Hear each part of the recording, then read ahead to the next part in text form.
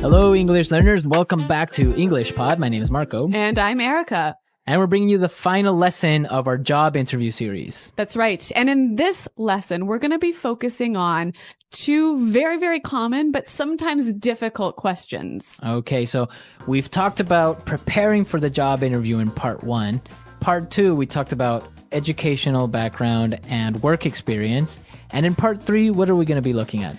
We're going to be looking at two questions: why we should hire you and your greatest weakness. Okay, so these are the classic, common questions that you'll get at a job interview, right? That's right. So why don't we just get started and we'll take a listen to the dialogue and see how our interviewee handles these questions. Very good. Now, I have a couple of final questions. I hope they're not too hard. Well, why should we hire you? I think that I would be a perfect fit in this company. I have a unique combination of strong technical acumen with outstanding soft skills. You know, I excel at building strong, long-term consumer relationships. For example, when I headed the customer support department in my previous company, our team resolved about 70% of our customers' problems. I decided that we needed better information and technical preparation on our products. So after, I implemented a series of training sessions in coordination with our technical department. We were able to solve 90% of our customers' issues. Given the opportunity, I could bring this kind of success to this company. Woo. Impressive. So, what would you consider to be your greatest weakness? To be honest, I struggle with organization and time management. Punctuality has never been a strength of mine. I find it hard to organize my time effectively. I've actually addressed this weakness recently by attending a workshop on efficient time management. It helped me a lot by providing me with great insights on how to get organized and use my time efficiently. So I think I'm getting better now. Great. Well, let me tell you that I am very pleased with this interview. We are shortlisting our candidates this week, and next week we will inform our shortlisted candidates of the day and time for a second interview with our CEO. Great, thanks a lot. I hope to hear from you. Goodbye. Well, our interviewee is doing very well, but I think he had a little bit too many beans or chili. Oh my God. Like, this is probably the most embarrassing thing I can think of. But he doesn't say anything, so I don't know. Maybe he should have said, "Oh, pardon me, excuse me," or something. I don't know. I don't know. It's a controversy. Yeah. Okay, but what isn't a controversy is the language, because there's some great stuff in here. All right. So let's take a look at the language in Language Takeaway. Language takeaway. All right, we've got some great phrases and words for you to use when you're talking about what sort of benefits and skills and experience and expertise you can bring to a company. Okay. The first thing that he said, and it's a very interesting word, he said technical acumen. Technical acumen. Acumen. Acumen. This is a really hard word. What is acumen? It's basically insight and understanding and the ability to make good and difficult decisions. Okay, so he has a very strong technical acumen. So a strong insight or understanding of technical issues. Okay, or I can change it and maybe say, I have a very strong business acumen. Exactly. These are the two most common ways that this word is used: technical acumen, business acumen. Okay, great. Now let's take a look at another word which is very interesting because everybody knows it. Yes. Excel. Excel. Excel. Excel. Now, Excel is, of course, the software that you use, right? Yeah. But here it's a verb meaning to be really, really good at something. Right. To be the best, maybe. Yeah. To excel at something. Yes. So I excel at cooking. All right. So excel, you are the best. I mean, that's not really going to help me in a job interview, but the next word might. Head. Head. Well, in the dialogue, we heard it as headed in the past, right? Yeah, that's right. He headed the customer support department. So I think this is a great word to use when you were saying I was the leader. Mm-hmm. I was the main person in charge. Yeah, the manager. Mm-hmm. So this is a nice verb to use to show that you were leading something. Okay. Okay, now for the next word. Struggle. To struggle. Struggle. Struggle. So what does struggle mean? It means that you have difficulty doing something. So it's hard for you. Yeah. For example, when I was in school, I struggled with math. Okay, and now I struggle with Chinese. Exactly. So to have a hard time. Yeah. Why don't we hear a couple of examples of how this word is used? Example 1. We're really struggling to reach our sales target. Example 2. Yeah, to be honest, I do struggle with time management. Example 3. The teacher farted in class and I really had to struggle not to laugh. Okay, so great examples. Let's move on to our next word. Punctuality. Punctuality. Punctuality. Punctuality. Okay, so to be punctual. It means to be on time, always. Always. So punctuality would be the noun form. Right, so the condition or the state of always being on time. Right. So punctuality. To be punctual. Yeah, and our interviewee struggles with punctuality. Right. Like me. I guess you guys have something in common. We do. Now, he has a problem with punctuality, but he said he has addressed this weakness. Yes, to address. Address. Address. Now, if you notice, it's spelled the same way as address, That's right. but you pronounce it differently. So the verb address has the stress on the second syllable. Okay, address. Yes. And that means to Deal with. deal with the problem, Yeah, to acknowledge the problem. And to try and solve it. And to try and solve it. Okay. So different from your home address where you live. Yeah. And there the stress is on the first syllable. Address. Right. Perfect. Very good. Okay, so let's listen to this dialogue one more time and then we'll come back and talk about these two questions. Greatest weakness and why should we hire you? Very good. Now, I have a couple of final questions. I hope they're not too hard. Well, why should we hire you? I think that I would be a perfect fit in this company. I have a unique combination of strong technical acumen with outstanding soft skills. You know, I excel at building strong, long-term consumer relationships. For example, when I headed the customer support department in my previous company, our team resolved about 70% of our customers' problems. I decided that we needed better information and technical preparation on our products. So after, I implemented a series of training sessions in coordination with our technical department. We were able to solve 90% of our customers' issues. Given the opportunity, I could bring this kind of success to this company. Woo. Impressive. So, what would you consider to be your greatest weakness? To be honest, I struggle with organization and time management. Punctuality has never been a strength of mine. I find it hard to organize my time effectively. I've actually addressed this weakness recently by attending a workshop on efficient time management. It helped me a lot by providing me with great insights on how to get organized and use my time efficiently. So I think I'm getting better now. Great. Well, let me tell you that I am very pleased with this interview. We are shortlisting our candidates this week, and next week we will inform our shortlisted candidates of the day and time for a second interview with our CEO. Great, thanks a lot. I hope to hear from you. Goodbye. All right, Marco. Well, this classic question, why should we hire you? I think you'll hear it in many, many different interviews. And how did he deal with it here? Well, the first thing that he said is very, very important because they're asking you why. So your immediate reaction would be to answer with because or I think that. But there's a different way of approaching it, which is a little bit more professional. He said, I think that I would be a perfect fit in this company. I think I would be a perfect fit in this company. That's how he started his answer, and then he explained why. So this sounds really strong, doesn't it? Yeah, basically, it just makes you seem to be very confident and puts you like you are already part of the company. So this is a great way to start off this question, but you got to follow this up with some information. So what kind of information should you be giving? Well, like we talked about in your work experience, the same thing goes here. What do you have to offer to this company? What special skills or insights or experience can you bring that would help us? Yeah, that nobody else can bring. Exactly. So again, you have to start talking about your strengths and your previous experience, but with examples, right? Very, very specific examples. And whenever you can, throw in some numbers or some specific successes that you have had. Exactly.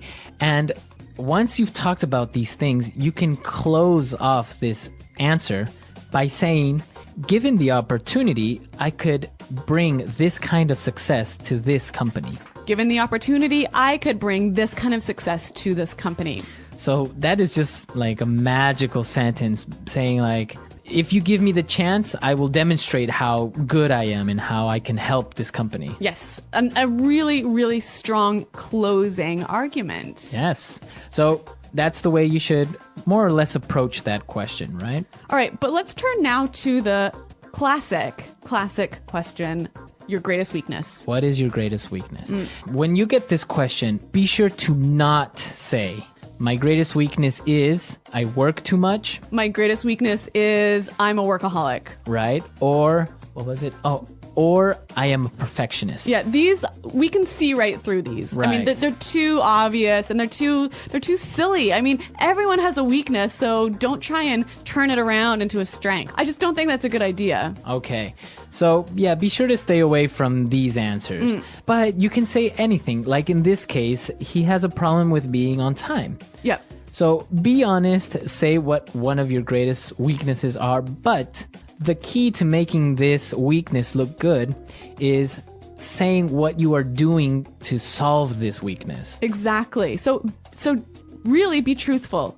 Tell the interviewer what you're not good at, because there's obviously something that you're not good at. Exactly. So you can say, I am usually late, but I am getting more organized. I am doing this seminar. Yeah. Let the interviewer know that you are trying to improve this weakness. Exactly. And be sure to also think about your strength, right? Yeah, be prepared to answer the question, what is your greatest strength? So, and again, when you're talking about your strengths, be sure it's something more specific than saying, oh, I'm very responsible. Yeah. You want to be as specific as you can, and again, give those examples, give those successes, give those numbers. Right, exactly. So think about your weaknesses, think about your strengths. If you don't know them, ask people. Ask your colleagues or ask your friends, what do you think is my greatest strength? Maybe you're a funny person. That's a strength. Yes. Okay. The English Pod Audio Review. Listen to the meaning, then say the vocabulary word. The right person for the job. Perfect fit. The ability to think clearly and make good decisions. Acumen. Be superior to, among the best. Excel. To be the leader of something. Head. To make something active or effective. Implement. A meeting where people acquire skills and knowledge about a subject. Training session. Have a difficult time. Struggle. Arriving or doing something at the expected or planned time. Punctuality. To deal with a matter, issue, problem, etc. Address. To select a few candidates in order to make a final selection or decision. Short list. Someone or something that is likely to succeed or to be chosen. Prospect. Curriculum vitae. A short document that describes your education, work experience, etc. CV. A weakness that someone has. Shortcoming. A valuable or beneficial thing or ability that a person has. Asset. A great success or achievement a person has. Triumph. Let's try that faster. The right person for the job. Perfect fit. Arriving or doing something at the expected or planned time. Punctuality. A meeting where people acquire skills and knowledge about a subject. Training session. A great success or achievement a person has. Triumph. Someone or something that is likely to succeed or to be chosen. Prospect. Have a difficult time. Struggle. The ability to think clearly and make good decisions. Acumen. A weakness that someone has. Shortcoming. To select a few candidates in order to make a final selection or decision. Short list. Be superior to, among the best. Excel. To deal with a matter, issue, problem, etc. Address. To be the leader of something. Head. A valuable or beneficial thing or ability that a person has. Asset. To make something active or effective. Implement. Curriculum vitae. a short document that describes your education, work experience, etc. CV. Now say the word and hear it in a sentence. Excel. When I was a kid, I excelled in math. Excel. Our company currently excels at customer service. Excel. I excel at writing code. Head. I'm heading a new division in our company. Head. She headed up the marketing efforts for our new product. Head. I would like to head this new project. Struggle. When I was in school, I really struggled with physics. Struggle. After many years of struggling, I finally became rich. Struggle. To be honest, I do struggle with time management. Address. We didn't know that problem existed, but we will address it this week. Address. We need to address this issue before it gets too big. Address. Addressing these problems is a top priority for this company. Acumen. Bob brings business acumen, knowledge, and experience. He's an asset to this company. Acumen. We must hire a programmer with strong technical acumen. Acumen. I'm sorry, we cannot hire you at this time since the position requires someone with stronger business acumen. Please subscribe our channel not to miss out our daily English podcast. Thank you.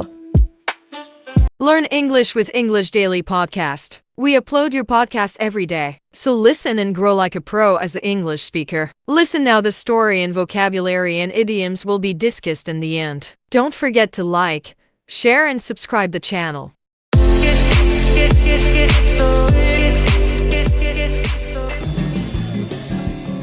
Hello, everyone, and welcome back to another lesson here at English Pod. My name is Marco. And my name is Catherine. So, Marco, what are we talking about today? Today, we are taking a look at a guy who is a little bit too afraid of people in general. There's a good word for this in English, someone who's almost too afraid all the time, someone who is overly cautious. We call this person paranoid. Okay, so if you are paranoid, you think that everyone is wants to hurt you or that everyone is out to get you. Wait, did you hear that? That's No, did you hear that? No, I didn't. Someone at the door. So, Marco, can you check that? Okay, that's paranoid. You know, you're always hearing voices and noises and things. Yeah, so a paranoid, somebody that is paranoid. All right, so why don't we listen to this dialogue for the first time and see what this person is all paranoid about. There it is again. Dan, dude, you have to come over to my house right now. Is everything okay? Just get over here.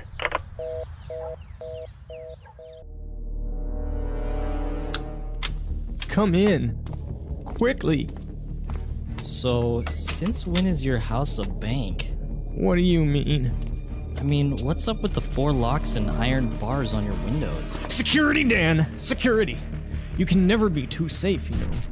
A lot of sickos out there. Just the other day, they caught that peeping Tom red-handed. Had a high-power telescope and binoculars by his window. What's the matter with you? Why are you acting all paranoid? Paranoid? I'm not paranoid! I'm cautious! You see, Dan, we have to be on guard at all times. People just invade your privacy as if they knew you. Telemarketers, solicitors, even your bank. They have way too much information. I like to keep everything on a need-to-know basis. Okay. Well, what did you want to see me about? You're being watched. Be careful, Dan. Be careful.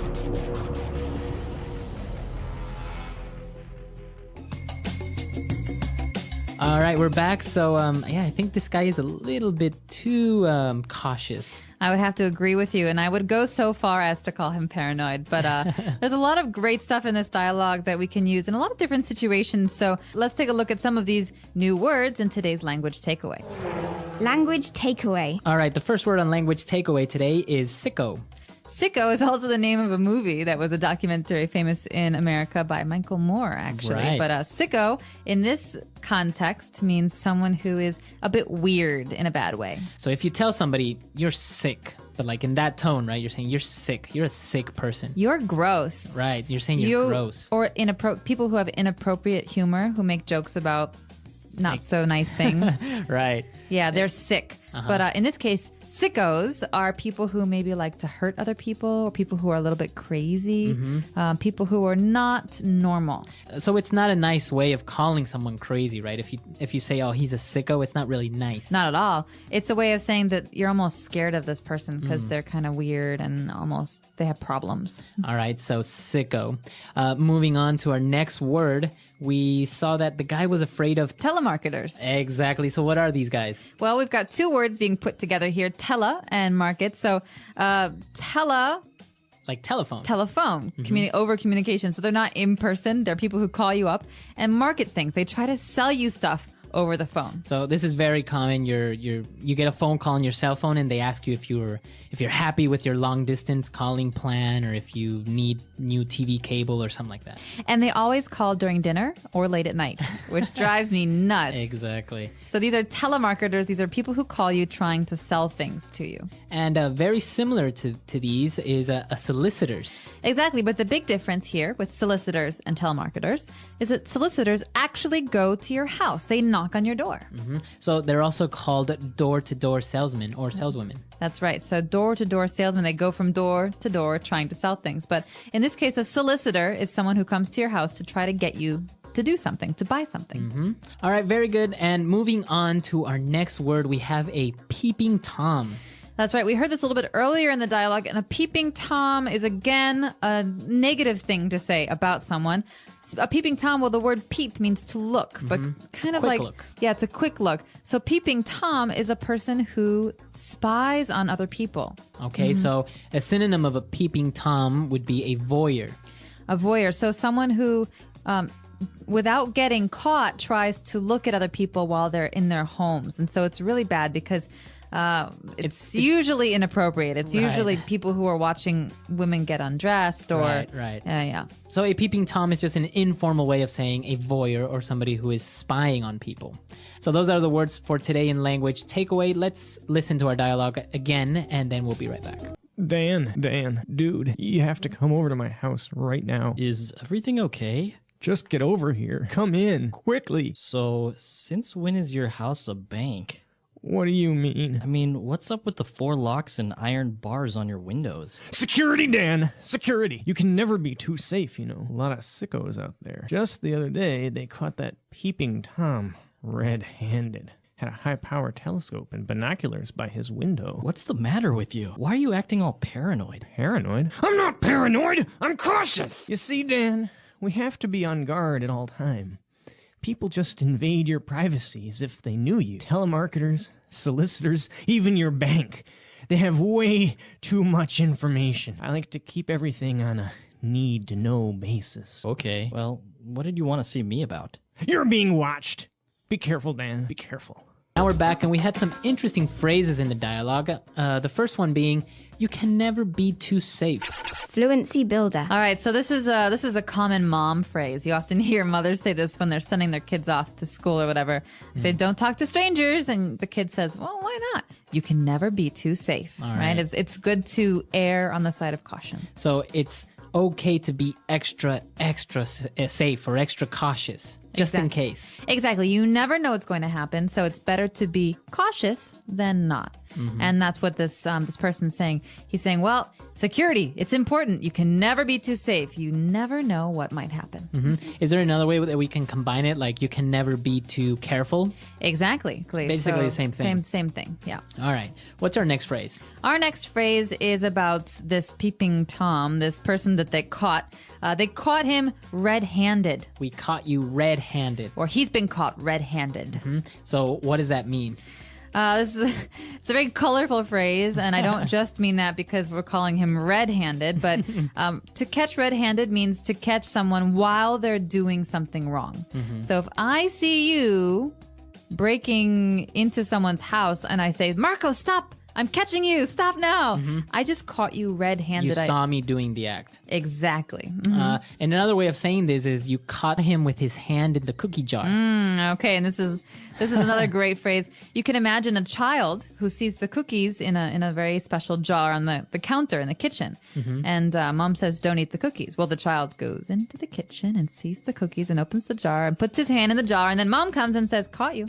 That's a boy with his hand or a child with their hand in the cookie jar. So it's the same thing. I can say, I caught you with your hand in the cookie jar. Or you were caught red-handed. All right. And our last phrase for today is you are on a need-to-know basis. All right. This is a great one. This is often said in spy movies, I think. So we say you're on a need-to-know basis. That means that if you really need to know something, then I will tell you. Right. But if not, I won't. So you only have the information that is necessary, no more or less, right? You're on a need-to-know basis. Right. So I say, tell me, Marco, tell me what happened. I want to know. Right. And I can say, no, you're on a need-to-know basis and you don't need to know this. All right. So a need-to-know basis, as you say, very popular among spy movies and government movies and stuff like that. Conspiracy movies. Yeah. All right. So let's listen to this dialogue for the very last time and we'll be right back.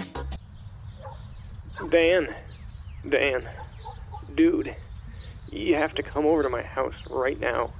Is everything okay? Just get over here.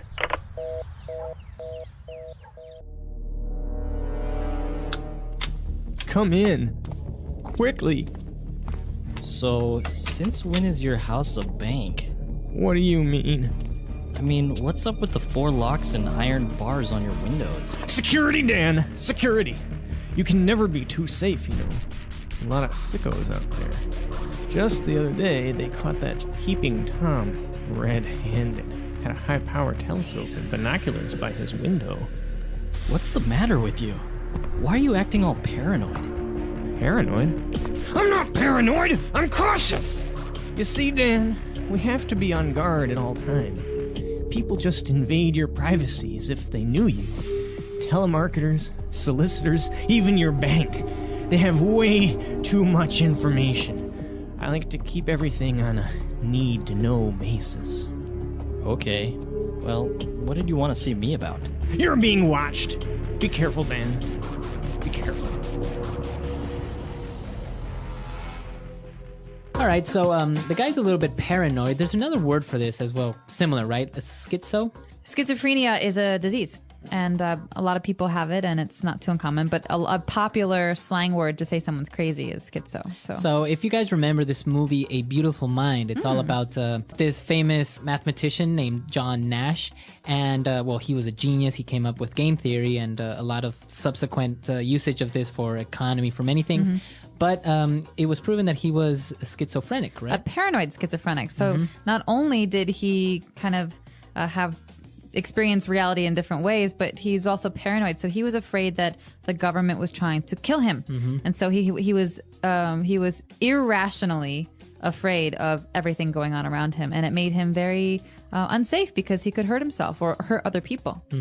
And the interesting thing about this is that there is no actual cure for it. You just learn to cope and live with it. So you never really get cured. You just kind of live with it. Learn how to understand what's real and what's not. So it's interesting. It's a great movie also, by the way, if you've never seen it or you get a chance to watch it. And that's all the time we have for today. So if you have any questions, doubts, or comments, please come to our website, englishpod.com, and we're there to answer them. Yeah, we hope to see you there. And until next time, English Potties. All right, bye-bye. Please subscribe our channel not to miss out our daily English podcast. Thank you.